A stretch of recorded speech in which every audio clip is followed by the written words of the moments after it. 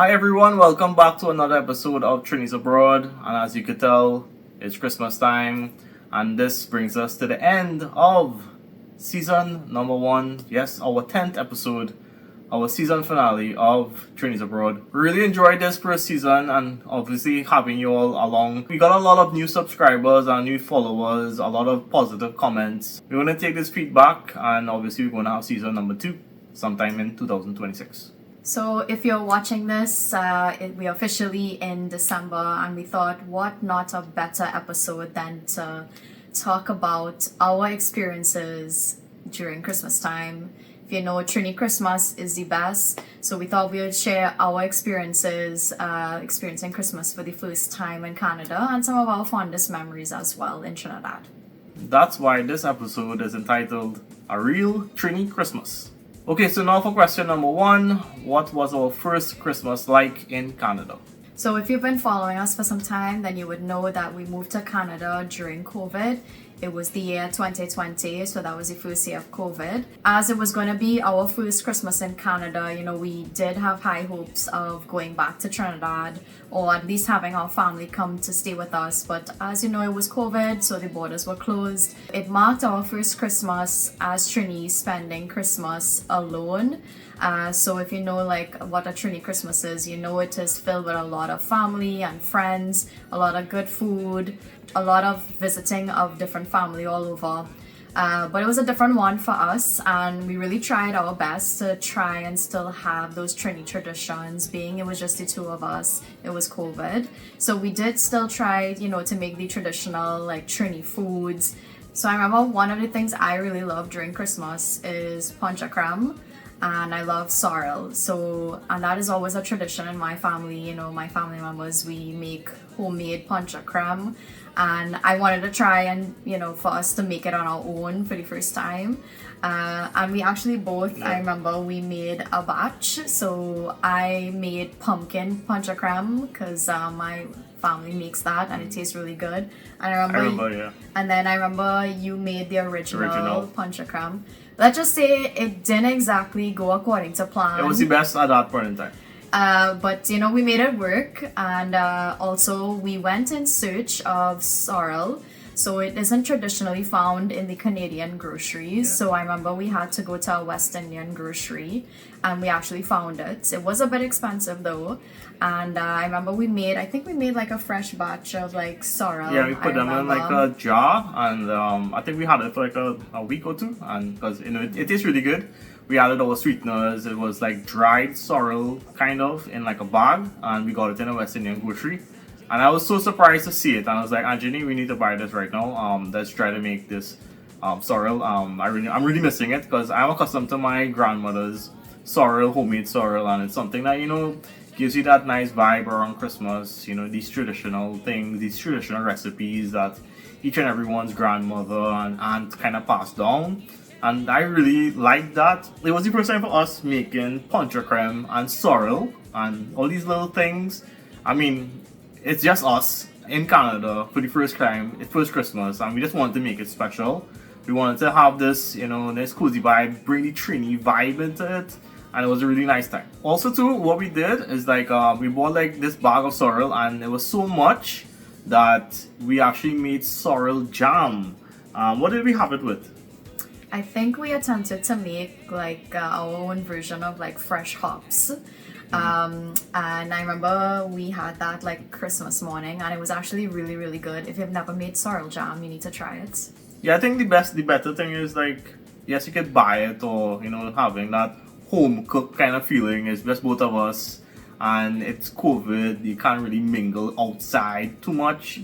So we wanted to recreate that, and that hops honestly was the first time we ever made hops or we bake anything. And it was honestly, it kind of reminded us of the Trini side of it, the Trini Christmas. Adding that sorrel, I think it was a little spicy as well. Mm-hmm. I think I remember it, yeah. But it was really tasty. So later Christmas Day, we did end up visiting our family that live here in Canada, in Ontario. So technically we didn't spend the full day alone. So we were really grateful that they were able to have us over. And I swear, like, the vibes with the Trini Canadian family in Canada, it's almost the same as being in Trinidad. So, I mean, we didn't really know what to expect. It was kind of snowing, I remember. Yeah. But And for our first Christmas as well. yeah, right? and it was our first Christmas. It was snowing, so but I remember that. But I remember the minute we entered our family's home, like we were immediately greeted by all of them, and it just felt like that home and that warmth and that Trini family spirit. And just like I would remember being back home, there was a lot of drinks, and it was just good vibes, good talks, good laughs. So I'm glad that we were still able to have that from our family. So that just goes to show you, like, if you have family abroad, like, a lot of the Trini traditions are still kept alive. Okay, now for question number 2, what was the experience like? I know sometimes you might think of Canada or you think of, countries abroad, and you think it's always going to be like a white Christmas, Like and you it's see just on like TV. and it's just like the movies, and it's like Home Alone. No, it's not always like that. Our first Christmas, we were lucky enough to have snow, so yeah, it did feel kind of magical and cozy. But a couple Christmases, after that, it wasn't snowing. It just seemed like, unfortunately, a gloomy day. It just seemed like another day. Our neighborhood also was like very quiet. But yeah, it's not always like what you see on the movies. And even when it snowed that first Christmas, I think it made it ever so much more special.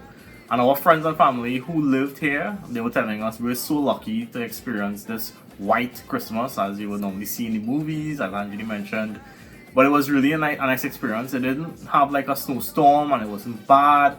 It just had like some little trickles of snow. All the trees outside were decorated with white, and it was nice and bright. It felt ever so more special for our first Christmas. Yeah, and for our first Christmas as well, obviously we had a lot of family back home. We were kind of alone per se, and it's around COVID, we had a social distance. But we just still made time to call our family back home. We scheduled calls. We called them our moms, our family, our friends, and our cousins as well, joining little group conversations and having a group chat. It really didn't feel like we were alone because our friends were like right on the phone next to us and messaging us all through the day and asking us how we were going, and they miss us. Obviously, we miss them as well. But as time goes along, the Christmas, as Anthony mentioned, the first time, it kind of spoiled us, like, we're experiencing snow and we're waiting for the snow and it's going to look so nice and pretty. But it didn't happen like that every year. Around Christmas time is not always snowy. It always depends on where you're located. And the peak time for snow is really around January to February. Even in March, it's really, really snowy. But yeah, so we were lucky for that first Christmas. Question number 3. What do we do now to make Christmas feel like home? So right after Halloween, I think the next weekend or even 2 weekends after, we're going straight into decorating, getting rid of those Halloween decorations, throwing it away, and getting right into Christmas decorations.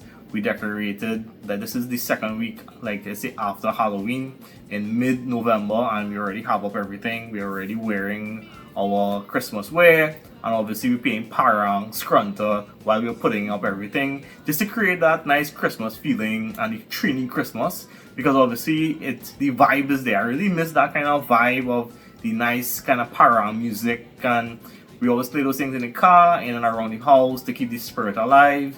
And obviously we are looking at social media, seeing what new songs come out.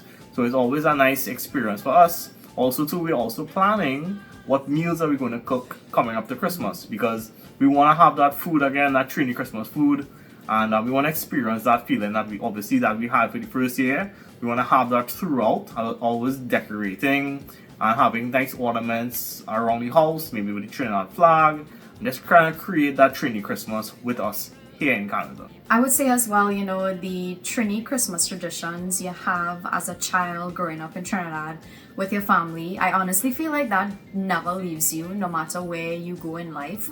So growing up, I think every Trini knows growing up in a household, there are certain things your parents, your grandparents will always do in the house to start prepping for Christmas.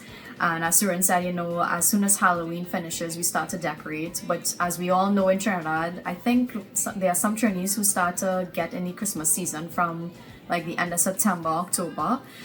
So the same things that your parents would do, you know, taking down the curtains, putting up new curtains, painting the whole house, Cleaning the cobweb. taking down all the cleaning places you would never think to clean throughout the whole year, you know. I find like those traditions we still have, like I think it's built in us, right?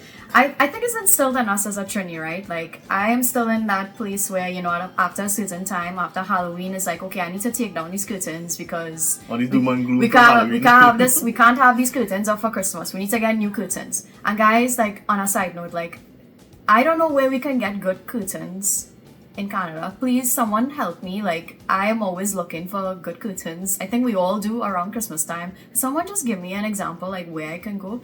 But I feel like a lot of, you know, these kind of traditions, it's still with us, and I think a lot of our, you know, Trini colleagues and friends who live here, they do the same. The cooking starts early, you know. It doesn't really feel like, you know, that Trini Christmas spirit has left you just because you're living in a different country. You still keep those traditions alive. Like for me, like when I'm driving to work, like that's all I'm playing to get me into the mood. And even like on weekends when we go in, like on the Christmas, like the grocery runs, you're asking for scrunter. yeah, like when we're going out to do our usual errands on a weekend, you know, we would always need to ensure that, you know, we have some kind of Trini soca parang or Trini Christmas music playing in the car. It just gets you in that vibe. And honestly, when I hear the music, I automatically feel like I'm transported back to Trinidad, and it doesn't make me feel like alone. Also, too, like that's a good point because during this time, sun sets and it's black outside, dark around 5 p.m. So it kind of creates that excitement and that vibe during this time when it's really, really dark. Outside is cold, it's gloomy, and you really want to feel in the Trini spirit or the Christmas spirit. And that's what we try to do. We try to incorporate the, you know, the upbeat, vibrant culture that obviously is Trinidad, and I don't think we can get that out of us. So that's what we do to experience Christmas here. Okay, now on to question number 4. What new Christmas traditions have we made here? Well, I don't know if it's like something new, but one thing we still do, so we both love watching Christmas movies. And I remember growing up in Trinidad, there are certain Christmas movies I would always watch.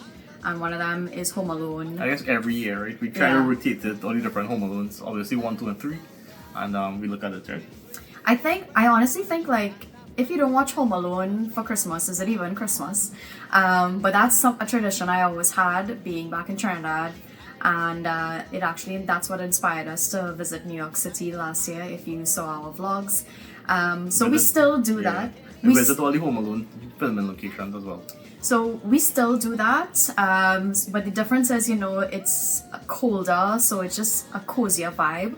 So now, like around Christmas time, I'm always grabbing, you know, for something warm. So I'm always like with a blanket. I always have like my cup of tea or something, or the occasional hot cocoa, which is, you know, more of, I think, a Canadian kind of Christmas tradition, you know, the hot cocoa. You want to keep warm, right? Yeah, but that's something, I wouldn't necessarily say it's new, but it's something that we've kept. But I think one of the newest traditions that we both like to do, so we like to visit different towns and different cities around Christmas time because they have like their Christmas tree lighting ceremonies, they have Christmas markets, and we've been able to visit a couple of them for the past couple of years, and they're pretty great, and you just feel like you're in the Christmas spirit. When you see all the lights and the decorations, and you drink all the nice warm, you know, drinks, and it just puts you in a great mood. Yeah, and you get a nice close-up glimpse at Santa Claus. All the kids, they're running towards him, and it creates that nice introduction to Christmas. The tree lighting ceremonies in and around the different towns. We tend to change it up a little bit. Toronto, we went to Celebration Square in Mississauga. We went to Oakville. Yeah, so everyone is different, and you can feel like there's a different vibe, and that's what we like to enjoy. Change it up a little bit, maybe experience a new town. But we don't want to drive too far during these Christmas times or these colder months because obviously it's cold, it's dark. But they tend to have it like around 6 p.m., like around on a Friday or Saturday, to keep it early enough. But around that time, as I said, it's dark. So it's a nice experience for us. Okay, so also to our Christmas traditions here, I realized through social media that we have a lot of houses in the area and in our small communities that go way beyond what I've ever seen in my life.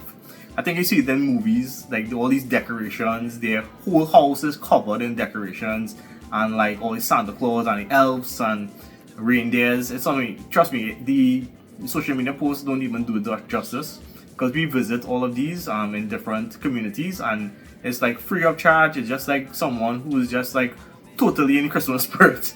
They light up the entire house, and you can take photos. There's a lot of cars parking and slowing down, and it's like honestly, it's like an exhibition.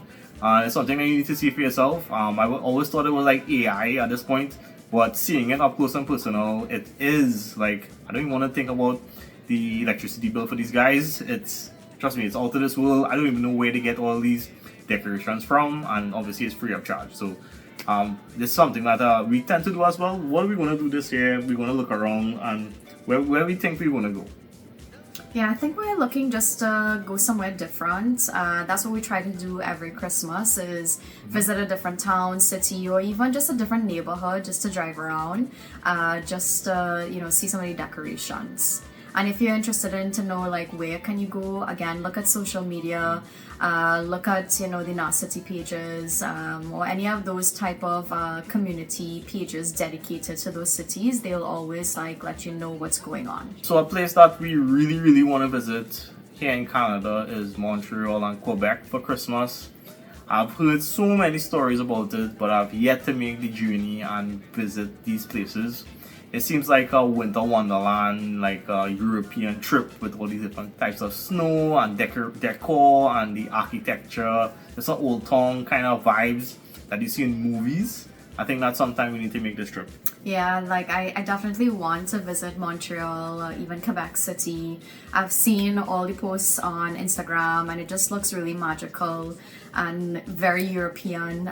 So definitely it's something we may do in the future. Yeah. But what I would say, if you're looking to do a staycation, highly recommend that within your province. We did a staycation, I believe it was like our second year. Our second Christmas. So we did a staycation in Blue Mountain, up in Ontario. So that's where the ski slopes are. And it was really nice. Like, it was just magical, just waking up and seeing the mountains covered in snow. It felt like a movie.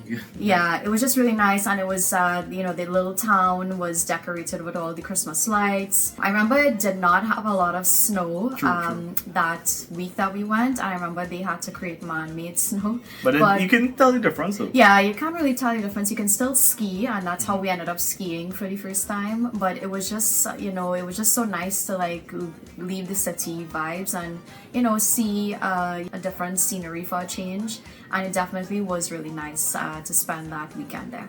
Yeah, and also too, like we always saw on social media the magical place of Banff and Whistler. That's a place that we really wanted to go a couple of years back, and the closest replica to that was Blue Mountain. Go up online, look on Instagram, look up Whistler. That's in the Banff, Calgary, Alberta kind of area. Yeah, that's on the other side, the west coast. But the closest thing for us was Blue Mountain. And from seeing these photos online, we went there many times through different seasons. Obviously, the best time to go is during winter when there's snow and ski and all these different activities. But it's like unbelievable. We took our parents there, and it was like, they were like, oh my god, this is like unbelievable. It's like a movie. So if you're ever in the area, always look up these ski resorts. And there's always a nice town, nice chill vibes. We spent a week there. It felt like magic walking through the different towns, and it was unbelievable. They also have a lot of nice food, like a lot of activities for kids, adults. There's a spa. There's a lot of different things that you could do in and around the Blue Mountain area. One of the other Christmas traditions we like to do is take our annual Christmas photos. Something new that we developed since we moved here, since spending our first Christmas alone in 2020, because it was just the two of us. We thought we would just take some nice photos, and it was something I always saw everyone used to kind of do. Everyone did the matching pajamas, which was something we never used to do when we were in Trinidad. Because it's hot, right? Yeah, like we never really used to wear a lot of matching thick, stuff, like thick pajamas, right, in Trinidad. But coming here, it's just special.